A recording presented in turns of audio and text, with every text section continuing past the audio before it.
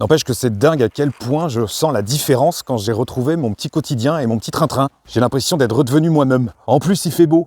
Bref, ce soir, je suis en forme. Et en plus, je suis très content de l'épisode 82, spécial femme. Et comme je vous l'ai précisé, c'était pas forcément un épisode spécial femme que je voulais faire.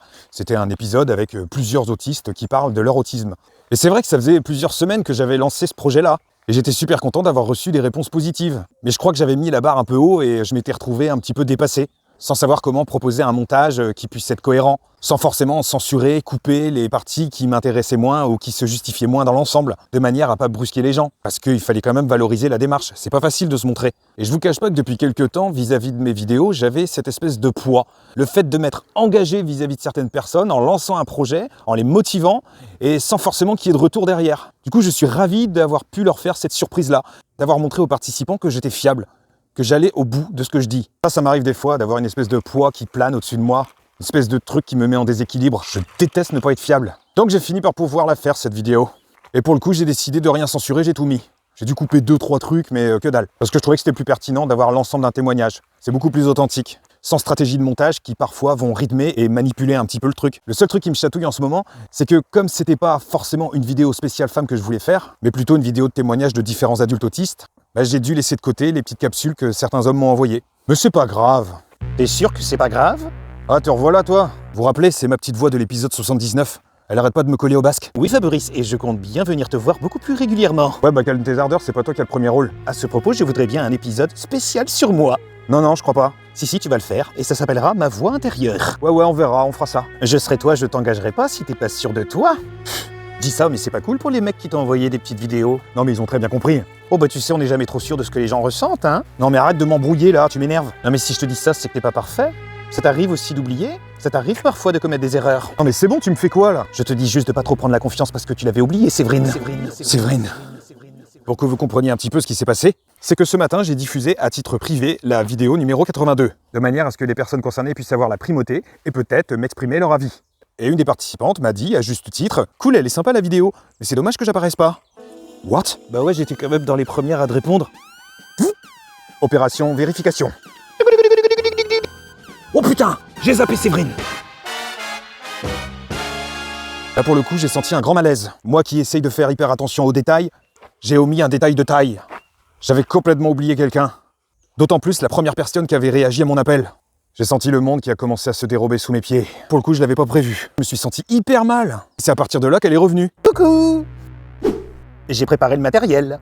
Ok, vas-y, autoflagelle-moi. Tu n'es qu'une imposture, une pourriture. Et ça, tu l'as pas volé, mon con. Et à chaque fois, c'est ça. Quand il y a un détail qui m'a échappé dans une de mes créations, je m'autoflagelle. Je m'en veux. Je suis pas bien. Je me sens complètement éclaté, impossible de redevenir normal.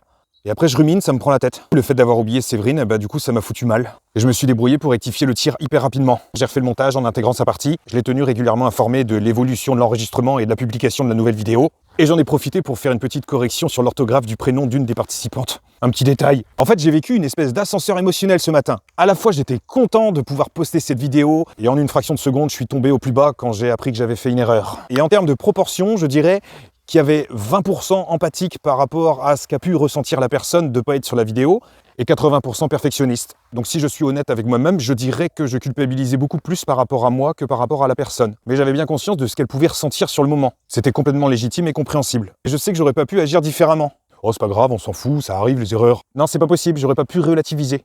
Je crois que par définition, un autiste ne sait pas relativiser.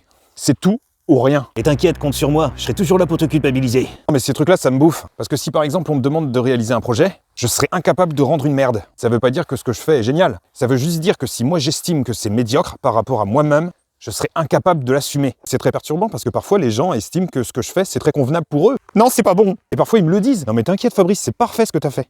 Tu te fous de ma gueule, c'est pas parfait. Je sais pas si les gens me disent ça parce qu'ils savent comment je fonctionne, ou s'ils le pensent vraiment et ils s'en contentent vraiment. Ça voudrait dire qu'il y a un net décalage entre moi et les autres, entre mes exigences et celles des autres. Bref, je parlais l'autre fois de mes petites voix dans la tête. J'arrive pas trop à déterminer combien elles sont, mais en tout cas, il y en a une qui est sacrément tyrannique vis-à-vis de moi. Parce que tu vois, elle me dit jamais que je suis une merde. D'ailleurs, je le pense pas, j'arrive quand même à voir que j'ai certaines compétences à certains endroits. Par contre, elle vient m'emmerder pour des détails. Mais c'est comme ça que tu vas progresser, remercie-moi. Non, j'ai pas du tout envie de te remercier, et même des fois, j'aimerais bien que tu sois pas là. Parce qu'à cause de toi, je culpabilise quand je fais des bugs. Je me sens pas bien quand j'ai mal parlé aux gens. Quand tu m'empêches de dormir parce que je suis complètement anxieux. Je me sens nul quand je prends conscience que j'ai rien compris. J'ai l'impression de devenir fou quand je suis complètement dans une fixation. Et j'ai terriblement honte de moi quand je perds le contrôle, quand je fais des crises de colère, quand j'ai pas d'autre issue que de balancer un gros coup de latte contre un meuble, quand je ressens un impérieux besoin d'hurler un grand coup histoire que ma tête explose et que toi tu puisses te barrer avec.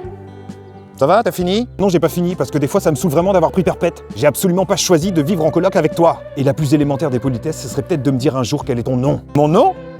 Mais tu le sais bien? Non, j'en sais rien. Bah, je m'appelle l'autisme. Non, je t'arrête. Ça, c'est ce que la société veut nous faire croire. Parce que l'autisme, c'est pas que ça. Et un autiste peut être heureux.